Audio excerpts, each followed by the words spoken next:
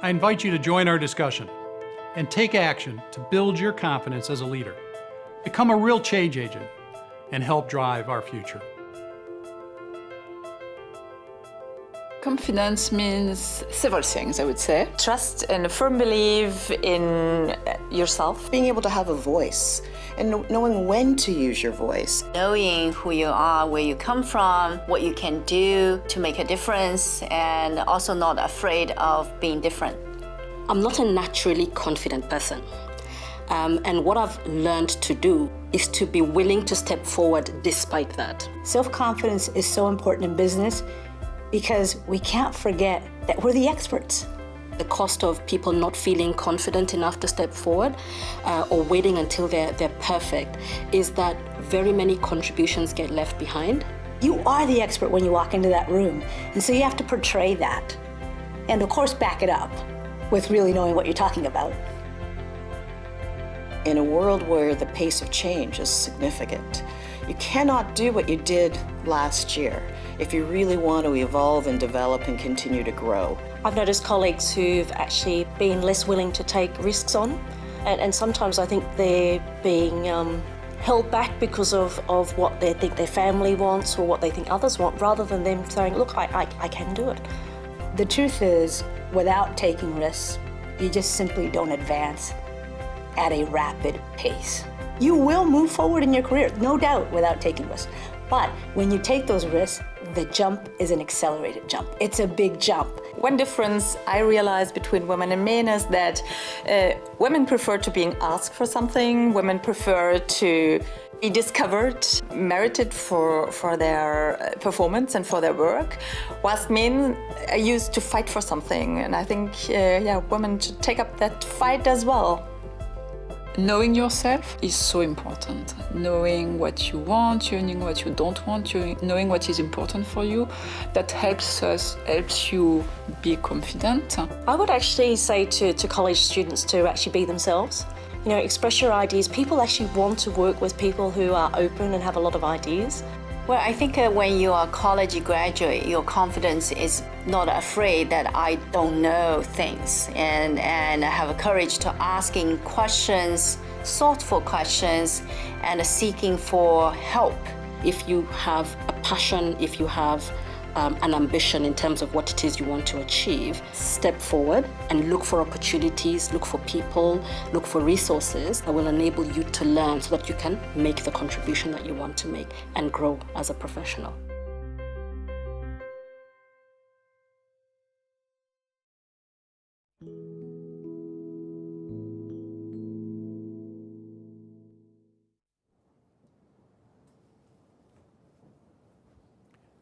What would you do if you weren't afraid? It's a powerful question. It goes to the heart of our ability to achieve our potential as individuals. And today we're going to explore this issue of confidence in our ability to achieve our potential. How do we build our confidence? I'm Mike Fenlon. I serve as the Global Talent Leader for PwC, and on behalf of all of my partners and colleagues across our global network, I want to welcome you to Aspire to Lead. Today, we're going to do a deep dive into this question. What would you do if you weren't afraid? And as much as this series is dedicated to women in leadership development, we know that we have a very diverse audience today. We have thousands of students across the world joining us. I think the earliest breakfast parties are going on right now in San Jose and along that west coast. We have late night groups gathering throughout Asia. We believe we'll have individuals in almost 100 countries joining us in this webcast over time. So thank you. And we also have many clients, senior executives. In part because this question of confidence is relevant, of course, for all of us. And before we get into our panel, I want to make this question very real, very personal. So let's start and consider this issue of confidence and our potential. And I'm going to ask everyone right now, everyone listening, I'm going to ask you to think about one person in your life who has not achieved his or her potential. It might be a family member, a relative, it might be a neighbor, a friend, a colleague, someone you've known over the course of your life that you can think of right now and you can see them, who has not fulfilled their potential because of a lack of confidence. And that lack of confidence has prevented them from overcoming obstacles, whether those are external obstacles or internal. And as we speak to thousands of students around the world right now, what an exciting time of life. No doubt you're looking towards the future with some excitement. Perhaps as well, though, with some anxiety, maybe even some fear. Will I be able to achieve my potential? Do I have the confidence to overcome barriers, to overcome challenges, anxieties? It's a powerful question, and it's a very real one. Now, I actually want to anchor our discussion in an equally real story, and it's a story of confidence. And it starts in Mongolia, in a place far away, a young girl being raised by a single mom and living in a nomadic village for the first 10 years of her life. Her mother is desperate that her daughter obtain opportunities she's never had. Ultimately, they moved to Ulaanbaatar, the capital of Mongolia. And then they take even a bigger risk, and they move to the United States. Now, when they move to Denver, they don't know anyone. They only have a distant relative they've never met before, and they don't speak a word of English. Imagine that, moving to another country. It's just you and your mom. You don't speak English. You're starting a new life, filled with hope, but also fear and anxiety. Well, that individual is here with us today, Chemka Taschecker. And that picture you may be seeing right now is Chemka as a young woman in school. This morning over breakfast, we were talking about her very first day in school in the States, what that was like to walk down the hallway. And she still remembers it to this day, very clearly, of course, and the fear that had been building up for months about this first day at school. It meant she would have to work harder. It meant she'd have to put in longer hours. It would be hard to connect with others, but over time she did connect, she built friendships, and she started to get good grades. That led to the graduation, and then ultimately the University of Denver. Chemka won our Aspire to Lead video contest, and we've flown Chemka and her mother here to join us here in New York, and in London, I should say. Sorry. And I'd like to introduce Chemka and her mom. If you would both please stand for a moment, we can recognize you.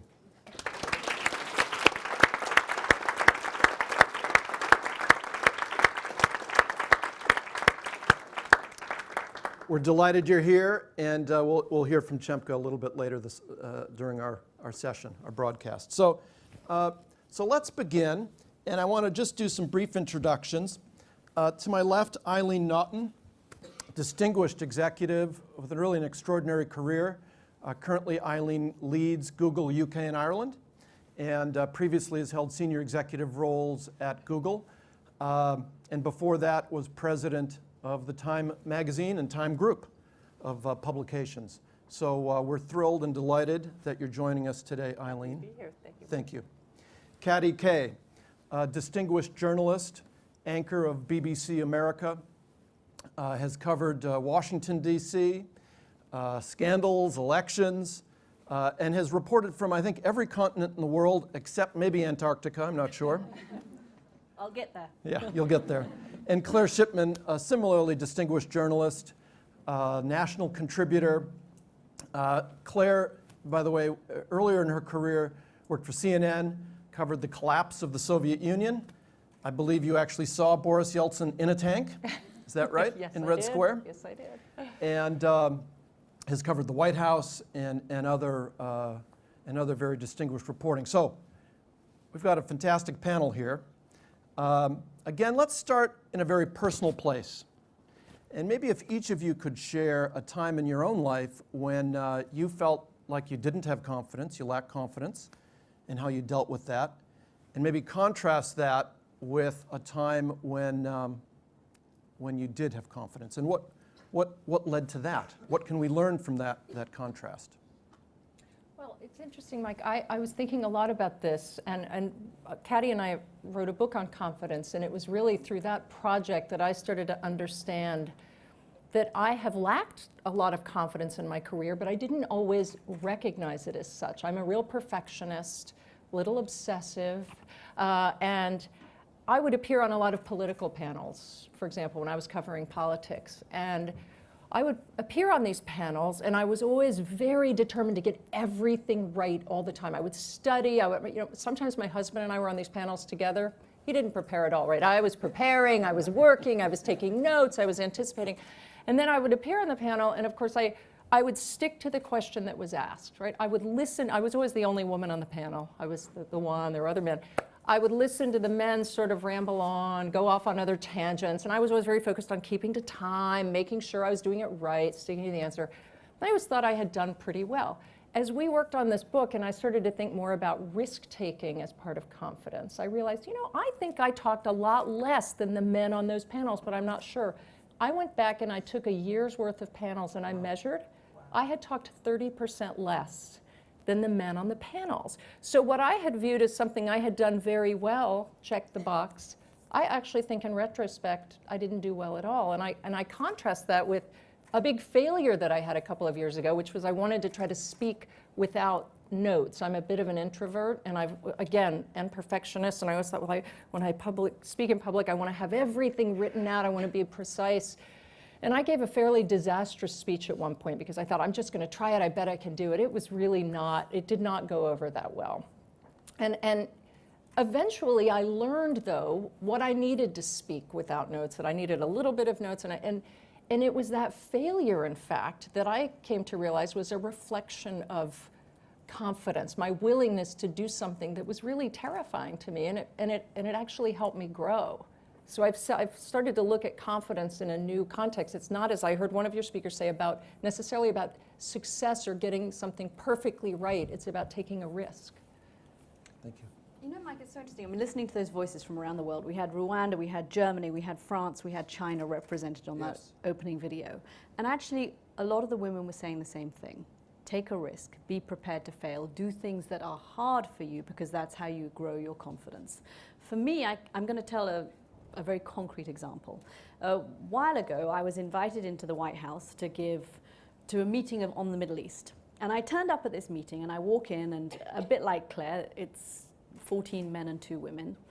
And they all speak Arabic and Farsi, and they know Middle East politics. And I walk in and I immediately feel like a fraud. I'm in the wrong place. I'm a generalist. I don't deserve to be here. So I'm listening to the presentation from the National Security Council staff of the White House, and it's a very intelligent discussion, and it comes to the period of question and answer. And the men in the group actually, you know what, they don't even raise their hands. They just jump in with questions. And I sit there and I think to myself, there cannot be 2 women in this room and we don't ask a question. So I think I'm going to ask a question. It's not my speciality, but I will ask about the Middle East. And then I start thinking, but you know what, if I do, everyone will look at me and they'll realize I don't know what I'm talking about. And then I'll probably blush, because I tend to blush. And I might sweat a bit, and then I'll probably stumble. And all of this is going through my head, and it probably would have been more useful to listen to the discussion, frankly, rather than get obsessed with my own thoughts. But eventually, I almost had to force myself to put my hand in the air and get the question out. And it wasn't the most intelligent question in the history of questions, but it wasn't the most stupid either. And the sky didn't fall on my head, and the earth didn't open up and swallow me whole.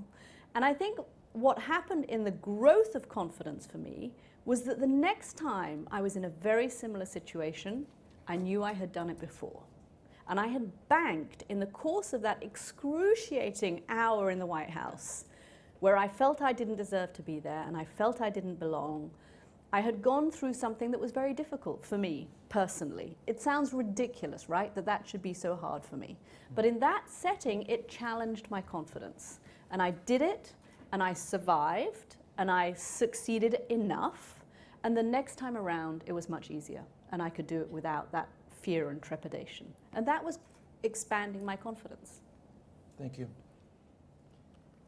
So I have a thematically not dissimilar observation, and we have not rehearsed this, but I was working after university, and I noticed the good jobs were going to the young men with MBAs. And I decided to go off to business school. And I was a reasonably good writer. I had worked as a journalist before going to business school. And so I was very often selected to be on the work teams with the engineering guys who needed a good writer. And we worked all night on this presentation, and then it was due the next day to be presented in stand-up format. And because I was writing it, I wasn't rehearsing. And I got up there, and I was in a cold sweat, and my voice was shaking, and I'd written the damn paper. And the guys were swimming through it because they'd had time to rehearse, and I thought, never again. That's never going to happen to me again. I will always take the time to prepare. And it was one of those signal events where I didn't realize, I mean, one of the greatest fears people have is fear of public speaking for some strange reason. And I've gotten over it. I got over it in a very big way. Several years later, working at Time Warner, we were hosting the first ever webcast of the company quarterly business meeting. And the chairman of Time Warner and others were there. And I happened to be tagged to be a speaker. I was working on a strategic project. It was an update. And the day before, I'd had an unexpected long afternoon in a doctor's office with my then 15-month-old son, who received a very difficult genetic diagnosis. And I learned he would be disabled for the rest of his life. And I had to go back to the office. In those days, this was before PowerPoint, and finish making my slides. And this was one time where I really didn't have that afternoon to prepare. I was not as prepared as I'd taught myself to be for public speaking. But when you get the worst kind of diagnosis that as a parent, you would ever fear getting, everything else pales in comparison. And all those silly little petty fears melted away. And I went up on that stage the next day reasonably prepared, and I nailed it. Because a much more serious matter had replaced the fear of speaking. And that was, the worst fear I had was realize something dreadfully wrong with my child's health. And flash forward, he's 22, he's learning to be a master farmer, he's handsome, 6'4", he's wonderful. But he's also quite disabled, and he won't live independently. So I overcame that fear and other fears that I didn't even probably recognize because of that signal event. Thank you. And I want to thank each of you for those powerful, very personal examples. And I think for each of us as well, they start to offer some insight into how each one of us can build our confidence. And by the way, we've got a special request for men to be engaged in this dialogue. We'll come to that in a little bit later across the webcast around the role of men in this conversation around gender and leadership. But maybe we could talk a little bit about the Confidence Code. It's a fantastic book. If you have not picked it up, I'd urge you to do that, to read the book. Katty and Claire, maybe you could share with us some of the insights. What is your advice for overcoming these internal obstacles, external obstacles, for all of us? Sure. I mean, for a start, maybe why we wrote this book, The Confidence Code. Claire and I had worked a lot with women in senior positions, looking at the value of women in the workforce. And we all know now there are half a dozen global studies that show that organizations that employ more women at senior levels are doing better than their competitors. So we would interview these incredibly senior women in business, in politics, in the military, in sports, and even in journalism. And we kept hearing the same thing from women along the lines of, I'm just lucky to be where I am, or I was in the right place at the right time, or I've been offered this promotion, but I actually don't think I'm ready for it yet. And it occurred to us, we never heard men say things like this. And we started to wonder, was this just anecdotal, or was there actually a gap in confidence between men and women? And we started looking into the research. We interviewed dozens of psychologists and neurologists and business people, and we found there's actually a pretty compelling case that when it comes to their work lives, not their personal lives, women are less confident than men.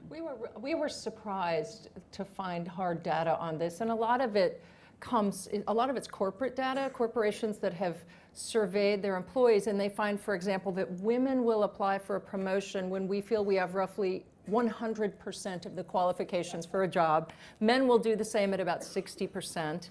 There's academic data where they measure performance on tests and what men and women think of their performance. Although they'll score about the same on these tests, women routinely underestimate how they've performed, men overestimate how they've performed. And so we saw so much data that really boiled down to the fact that women tend to underestimate their abilities. And we saw it again and again. And we also did a deep dive then into the science of confidence, right? Where does it come from? Why is there this gap? And I think we were surprised to find that part of confidence is genetic. We didn't think we would discover that. Claire and I tested our own genes, which may have been a rather foolish thing to do, to see if we had the genes that would predispose us to confidence.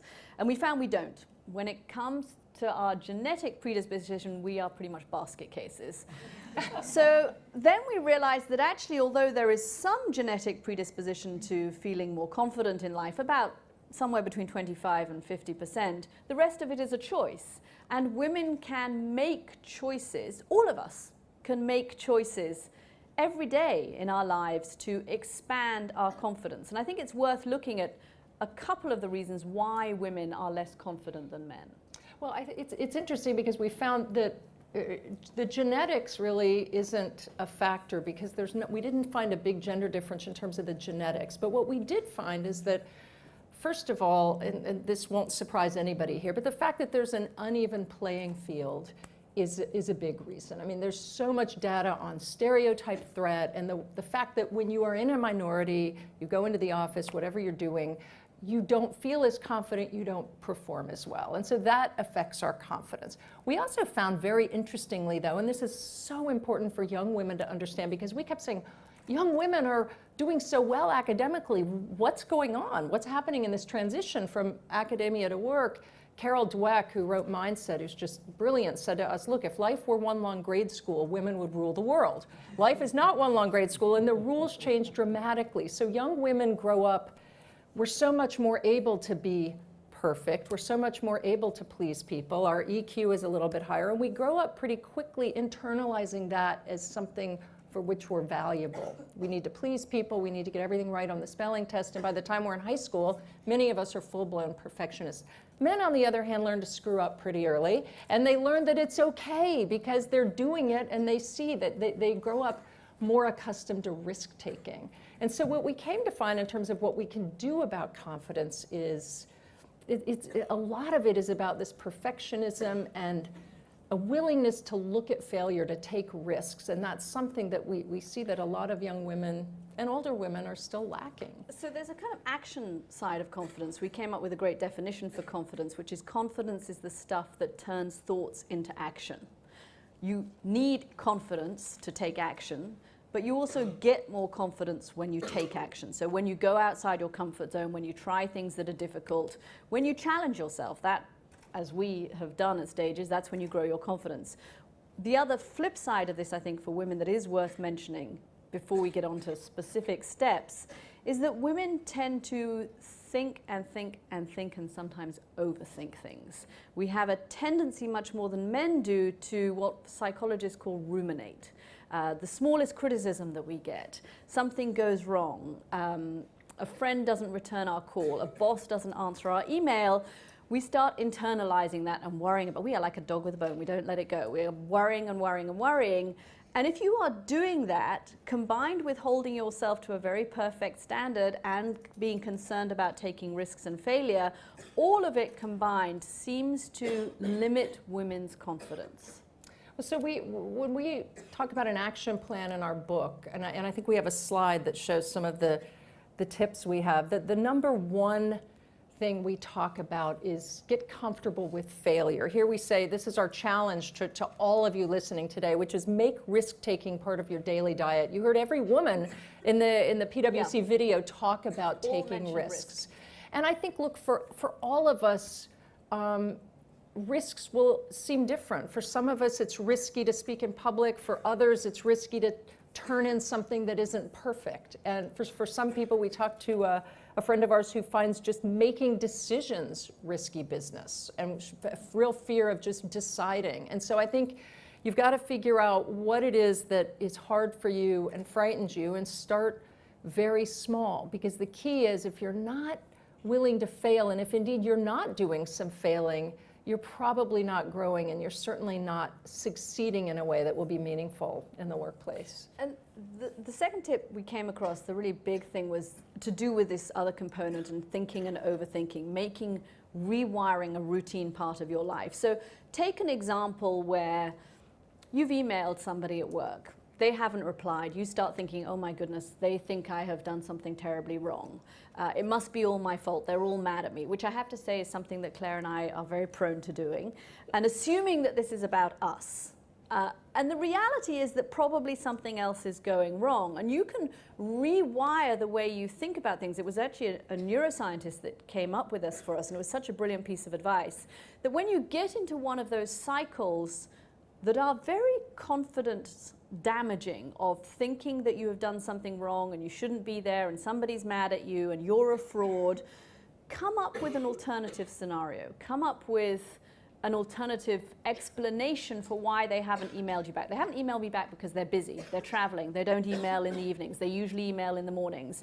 That process of giving your brain an alternative scenario can actually eventually rewire the way you think. I mean, the data on, the science on brain plasticity is so exciting. And they're learning more minute by minute, but they can see now that these basic cognitive behavioral therapy techniques changes the way our brain works. So don't underestimate your ability to rewire your brain. We also say tap into your authentic strengths. This was something that was really exciting for us to discover, which is that confidence really will not look the same for everybody. I think we all have a very stereotypical idea of what confidence is, and often it's that Mad Men style confidence. It's bravado, it's swagger, it's the person who talks first or talks the loudest or dominates a meeting. And what we came to realize, actually with the help of Christine Lagarde, who was an enormous help for our book, the first female head of the IMF, she said, look, we cannot, as women, risk losing what we do very well simply to behave in a way that men may behave more naturally. And that's when we started to realize, oh, actually, that way of behaving may be, in fact, a way of behaving. It may not be confidence. That there is a quiet confidence. We had a lot of fascinating conversations about confident listening, analysis, different ways of contributing that still mean your voice will be heard, but thinking about what is authentic to you and not wearing somebody else's armor is critical. Yeah, because then it's impossible really to be confident. And I think for women it's very important that we have a sense of what passing confidence on looks like too, not just to our colleagues and our friends, but to our daughters as well. Women are very, very good at being great friends. We're great at telling each other, you're wonderful, you're perfect, everything's going to be fine, you're just great as you are, they don't recognize you. We're less good at saying, take a risk. Just get out there and do it. Take a nudge, take a chance. Stop sitting there and worrying about it, now get on and do it. And I think actually that's probably the most useful thing that we can do to our colleagues to pass it on. And actually, the more you focus on somebody else's confidence, the more confident you feel. So there is a side benefit to that. And then do it afraid. It's funny because I came across this at a conference Katty and I were attending, and a lot of people ask us, well, what about fake it till you make it? Does that make sense? And we have said in our book, no, especially for women, because we are already so prone to feeling like frauds that consciously going into something, faking it, doesn't make sense. Nonetheless, to start the cycle of confidence and to taking action and failing and risk-taking, you sometimes need a jump start. And I think that's what the fake it till you make it was used for.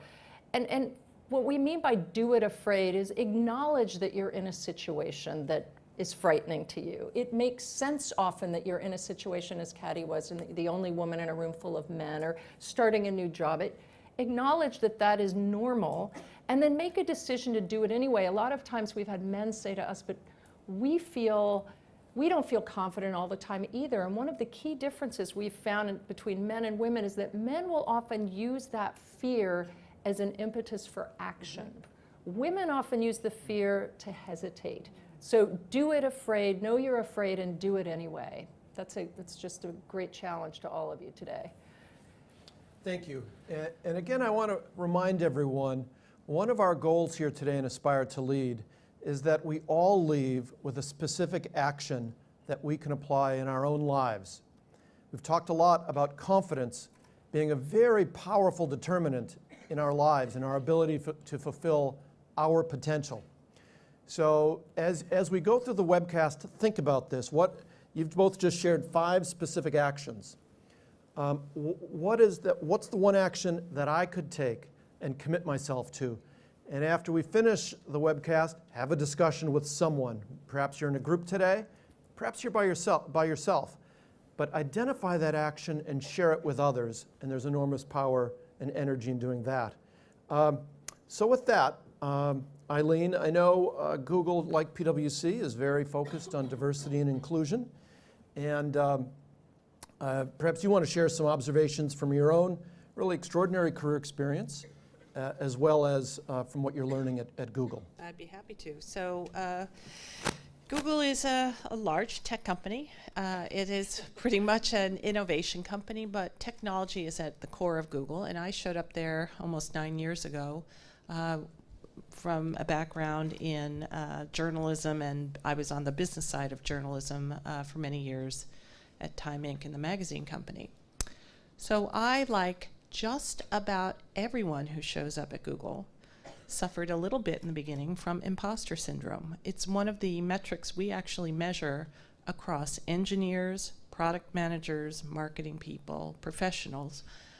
It's a very high performance culture. We hire mostly A students and A+ students, in fact. And so anyone getting there at first is a little bit intimidated by the cohort.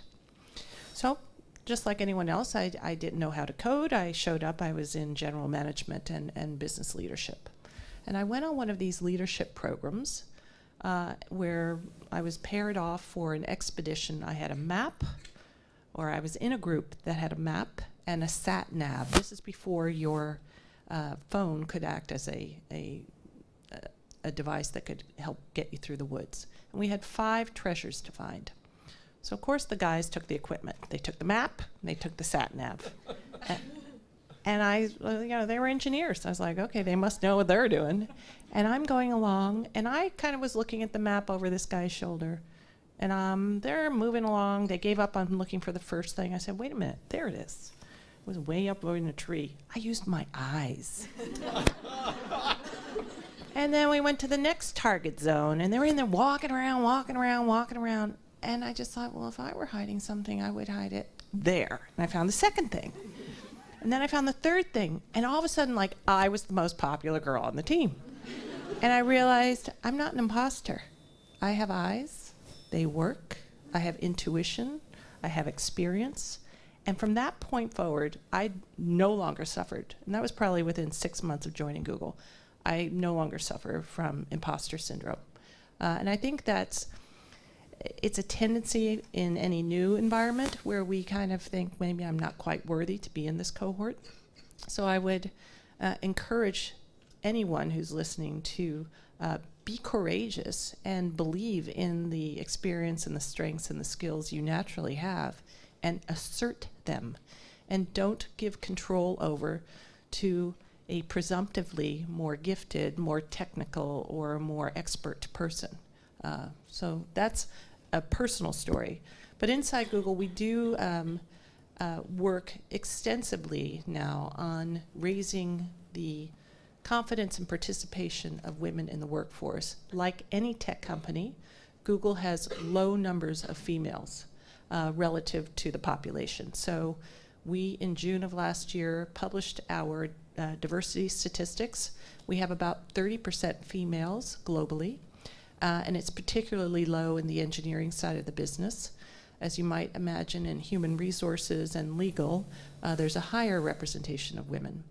And so there have been a number of programs we've launched. One has been an unconscious bias training, where all employees have been invited, and more than half have completed this training around just understanding the unconscious biases each one of us carries, male and female. We have bias about educational background, we have bias about skin color, we have bias about country of origin that is not necessarily intended or even something one is self-aware of, but they exist. And when you start understanding that everyone may have influence that is kind of subcutaneous, you behave a little differently, you're a little more sensitized, and I think that alone has been a great progression. We insist on, in every interview panel for a new employee, there have to be women considered. And it's harder in the technical fields to find qualified engineering talent, but we have a very, very strict and measured mandate to do so. We score ourselves on how well we do against this. And then we have programs specifically for women, and women in their younger years of management. And one program is called the Stretch Program, teaching them confidence, the ability to negotiate, to stand and speak spontaneously, to assert and defend a position without a whole lot of preparation and format. And just getting them more comfortable being assertive, because as Katty and Claire have indicated, all the data suggests women are more retiring and more withholding and more ruminative. And we're trying to break that cycle a bit. Great, thank you. Why don't we then talk a bit about men? I love men. Yeah, we do love men. I do. I'm married to one. You have a son. So let's talk a bit about men here, because it's interesting. As I've read the books, I've attended meetings. We aspire to lead. Last year we did Aspire with Sheryl Sandberg and Rachel Thomas of Lean In. Fabulous session. But I started to feel a certain weight or pit in my stomach, because what I observed was women talking to women, which was great. Lean In circles were forming. That's how I got your book, by the way. One of my colleagues gave me your book, who was their Lean In circle, read Confidence Code. But women were leaving these meetings and discussions with long lists of to-dos. In some instances, to be a bit more like men, right? Leaning in, being more assertive. But what were the discussions men were having? And what were the actions for men? What's the place for men in this dialogue? I think these are very important questions. And today, actually, we wanted to explore that question as well. And we have some actions and some ideas to share, and I'd love for any of you to share your own reactions. PwC, by the way, recently announced, our global chairman, Dennis Nally, recently announced at the Davos World Economic Forum that we're serving as a global impact partner with the United Nations initiative, He for She. In fact, that's the symbol I happen to be wearing on my lapel, for He for She. And we're going to ask all the men today, are you He for She? But let's talk about what that means in substance and some specific ideas. So the first idea is to start by listening. So engage the women in your life, your colleagues, maybe fellow students. Ask questions and listen. How is their experience different from your own? Work hard to empathize and to put yourself in their shoes. We also want you to look at your network. We know, and this is true for all of us, regardless of gender, we tend to build networks that are very similar to ourselves. We know there's enormous power, research has proven this, for your career in having a broad, diverse network. So for our men who are part of our dialogue today, what's the diversity of your network look like? Is it just like you? What can you do to increase women as individuals you're connected with as part of your personal network? How can you have more women in your network? So assess your network and diversify it. Blind spots. Eileen, you mentioned the work you've done at Google on blind spots. We've done similar work at PwC, working with professors like Mahzarin Banaji at Harvard, and her extraordinary work. In fact, you'll see the URL, and I would urge you to go there if you want to experience your own blind spots. You don't need to take our word for it that we all have blind spots or implicit biases. That's part of the human condition. But the point is to recognize them and then to do something about them. Understanding it's not acceptable to simply box others in based on stereotypes or automatic thoughts and beliefs I have that shape, of course, our behavior. So as men, it's a great opportunity for us to build our self-awareness. Standing up for inclusion, what does that mean? Well, we all, whether we're a student or an executive, we spend a good part of our lives, or journalists, in groups, team meetings, and sort of waking up and paying attention. Who's speaking? Who isn't? Who's being heard? Who isn't? And standing up and really making sure that everyone's voice is heard. Being inclusive. And we know in the world we're in today, there's never been a greater premium in getting the best ideas, enabling everyone to contribute to their full potential. And by the way, there's lots of research that has shown that groups that include women outperform groups that don't have that kind of gender diversity, groups just with men. Startups led by women, there's evidence that they outperform. Boards that have women on them, those companies outperform. There's research related to revenue, market share, client satisfaction, you name it. So this also goes to bottom line results and performance. So the point is, as men, let's stand up and be advocates for inclusion. Let's make our voices heard. And one way you can do that right now on your phone is go to heforshe.org. Make a public commitment, and then follow it up with some of the actions we've talked about. And men, let's start talking to each other. It's not enough for women to be convening. Let's start talking to each other, and then ultimately leaning in together with women to create an inclusive environment, whether that's in our universities or in our workplaces. And I don't know if any of you have observations or reactions around some of these gender dynamics and differences. You know, Mike, it's so interesting. When we brought out the book, and obviously we were often speaking to female audiences, and we suddenly started to notice two things. One is that the impact we could have with organizations was much bigger when we had men in the room. When we could include men in this conversation and make them feel part of it and make them realize that this was not really a gender issue. This is an issue of improving organizations for everybody. Yes. We have better organizations when we have diversity at the top. We just do. The evidence is incontrovertible. But one of the things we found when the book came out was we would have men come to us and say, wow, I see this in my wife and I see this in my daughter. I just didn't understand it. And that gets to your point number one, ask questions and listen. Yes. I remember Claire and I did an event with a big global corporation, hospitality corporation, and a male executive at the end of the session was asked to give his thoughts on it, and he stood up and he said, you know what? I've had 2 women recently in my division who I've suggested should go for a promotion, and they both told me they weren't ready. But I didn't realize that this was a phenomenon, that something bigger was going on than just these 2 women happening to say that they weren't ready.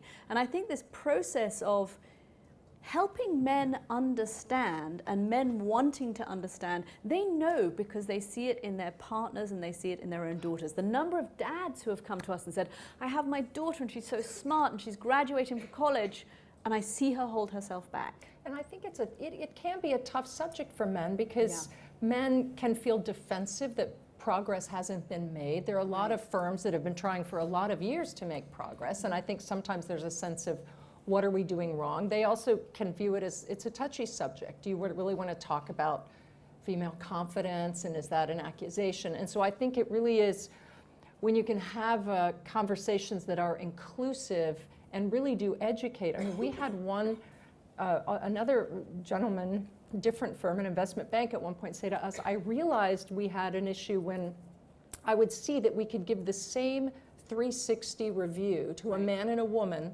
the woman would think she was being told to quit, and the man would think he's doing great. Yeah. And so they've realized, oh, maybe we need to think about the way we give out feedback. Maybe it needs to be more nuanced than it is. And so I think there are a lot, but again, the men we have talked to are incredibly open to this, that everybody wants to learn. And that might be the woman going into that review, the same review, identical reviews, she will hear the criticism. There'll be, no one's going to get a 100% perfect review, right? Then you'd be God. So she goes into the review, she hears this one line, she comes away thinking, oh my God, he said, you know, and forgets all the good stuff, but hears that one line of, you need to improve on, and she starts thinking, oh, I need to go and find a new job. But think of how much more powerful it is for a management group to have representative voices, men and women, because then you can talk through and understand these issues a lot sooner than an aha that happens after the same review is presented to two folks of different genders. So it's axiomatic. And have you seen that in your career, Eileen, with different management teams and what happens when there's more diversity? Yes, yes, I see it. I see it today. Running Google in the UK, there was not a precedent. I'm the first woman to do so, and there's a different tempo that's welcome. It's very welcome by the women, but it seems it's welcomed by the men. So, and we're seeing good output and good productivity at the same time. So there's no slip in performance, and lest anyone doubt, if you're a woman in leadership, you have to deliver on the goods. So the performance is expected. The manner by which a woman might lead and engage and be inclusive and collaborate differs somewhat, and it can often make for a very, very good culture. I think that's important, isn't it, Eileen, for women to realize that there's a bottom line of quality that is expected of every employee, whether they're a man or a woman. What we have found is generally women bring that bottom line to the table already. We tend to be very good at what we do. We're efficient, we're effective. But I think that some of the qualities which women can have that perhaps men find harder to have, for a long time we've denigrated as soft skills. Now we're starting to see those as profitable skills. And it's worth us remembering that, because otherwise we do start trying to act like, you know, we're old enough to remember the time when we wore hideous shoulder pads and terrible string ties, and it was a bad look. I mean, it was just not good. When we try and behave like men, we know from all of the work that's been done, it doesn't work for us. And this goes to a very important point as well, because when we think about traditional masculine styles of leading, for example, the research shows us that men, bad news, tend to overestimate competence. Their actual ability to deliver on something. Right.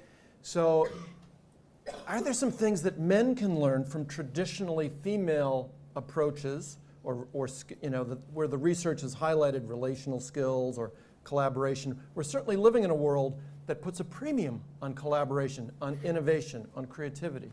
Well, and I think that is the key, isn't it? Which is that all of the measures you talk about in terms of why women make a difference, they're measuring diversity of thought and management style. That's not just somebody wearing a skirt into the office and sitting on a corporate board that makes a difference. The reason why diversity works is you're bringing together different styles of managing and thinking. And what we have found, especially in the last 6 months as we've been talking to so many different organizations and groups, is that another thing that has to happen, of course, is that the definition of what a leader looks like ultimately must change. Yes. Because although everybody understands this, we understand the data, we know it, the PwC knows it as more than most companies, but the fact is you need to have leadership at the top that says, you know what, I am going to value confident listening and analysis, and I'm going to make that plain to everybody at the company. And that will allow for a broader definition of leadership and more women at the top. And one thing I think we should say is, look, we're not suggesting to women that there's a different type of confidence for women which is shy and retiring. Mm-hmm. You have to make your voice heard. You have to make your voice heard because your organization is better off if you do. Your employers are employing you and paying you a salary to get your voice out there. You can do it, however, in a way that is comfortable to you. I think when women try to put on that male armor and that bravado and that swagger if they don't necessarily feel it. They just don't feel confident either. This is not an excuse for apologizing for your opinions, for not sitting at the table, for not raising your hand in that meeting, for not going for that promotion. You have to do all of those things, recognizing that you have to do them because everybody will be better off if you do. Thank you. So as we prepare to wrap up our webcast, we want to end again with maybe a summary of some specific ideas and actions that we can all apply in our lives to build our confidence. And I actually want to start with Chemka, who has flown here from Denver to be with us here in London.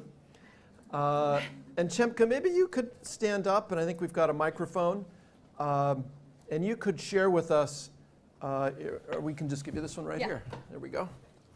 And if you could share with us one piece of advice. Thank you. Yeah, of course. So I just want to give a little bit of a small story. Just like Mike mentioned, I came to the US when I was about 16 years old, and I started 10th grade in high school. And to this day, I still remember the first day of going to school and feeling nervous and being anxious because I didn't know anyone and I didn't speak a single word of English. So it was the scariest day of my life. But I was able to push myself and not push myself to get out of my comfort zone, and that made me more determined and more confident. So I would tell people to not be afraid of taking risks and don't be afraid of doing new things, trying new things. That's how you will learn. Don't be afraid of failing as well. Thank you, Chemka. Thank you.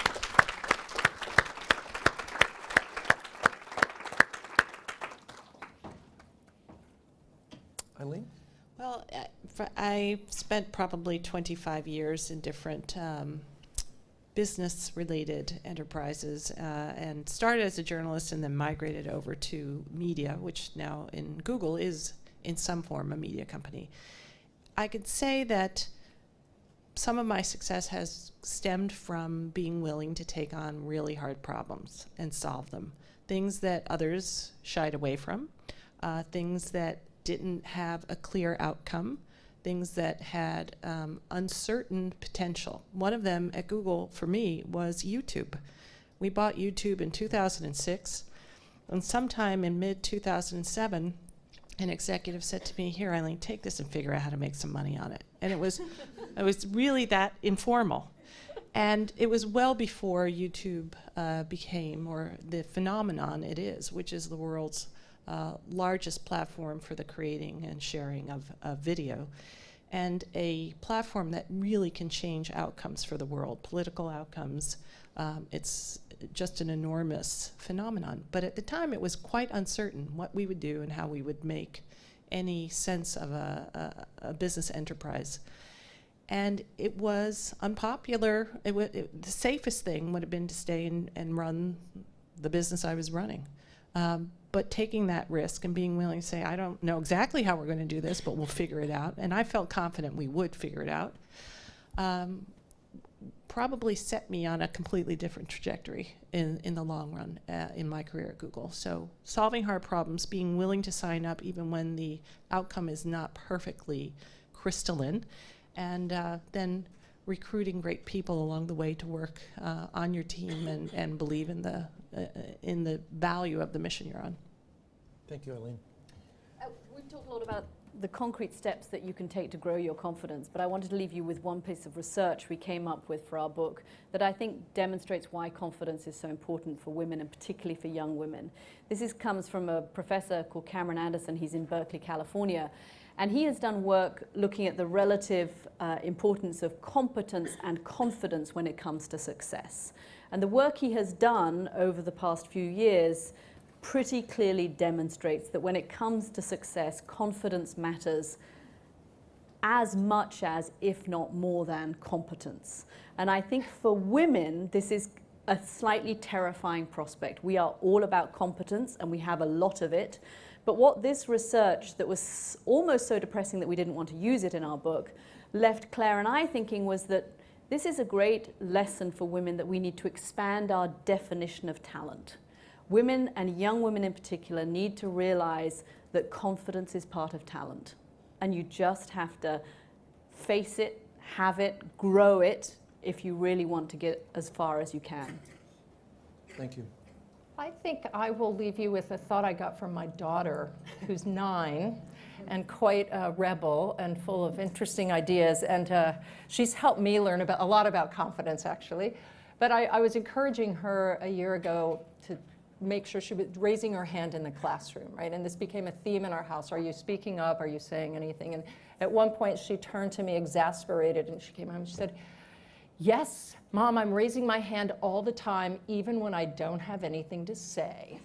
And I thought, that is actually what women need to do. And it's funny because we got into a back and forth with our psychologist who really helped us on the book, Dr. Richard Petty, and he said, well, is that a good idea to really raise your hand if you have nothing to say? Maybe that would lead to catastrophic consequences. And I said, I think what it is for women and girls, we do have something to say. We are not recognizing, in fact, that we tend to think we don't. We do. So I would say raise your hands metaphorically and challenge yourselves to do that, even when you think you don't have anything to say. Thank you, Claire. And I'll conclude as well with one action and one request. And I'll speak to men now. And I'm asking all the men who are participating today within PwC and universities, as students, colleagues, clients, to join with us. Let's come together and ask ourselves, are we he for she? Let's stand up and make our voices heard. Let's go to he for she and demonstrate our public commitment at their site. But more than that, let's engage the women in our lives. Let's listen. And let's make our own voices heard for inclusion. We started today with that very powerful word, confidence. And we know it has a very disproportionate impact in all of our lives, whether we can fulfill our own potential as students, as colleagues, as professionals. We're hoping that today all of you leave this webcast with at least one idea, one action you're going to commit yourselves to. Share it with others, and consider how you can also build the confidence of others. We've got lots more information. You can go to our site at pwc.com/aspire. Please do. There are tools available there. Go to he for she. Big Think has partnered with us on this venture, and we've got some great content at Big Think. And of course, we continue our support of leanin.org. So on behalf of all of the PwC partners and colleagues around our global network, my colleagues at Strategy and, I know they're joining us in great numbers as well. On behalf of all of my colleagues, I want to thank you for joining us, and we especially want to thank our spectacular hosts here in London for hosting this wonderful event, and we've had a great day together here in London. Thank you.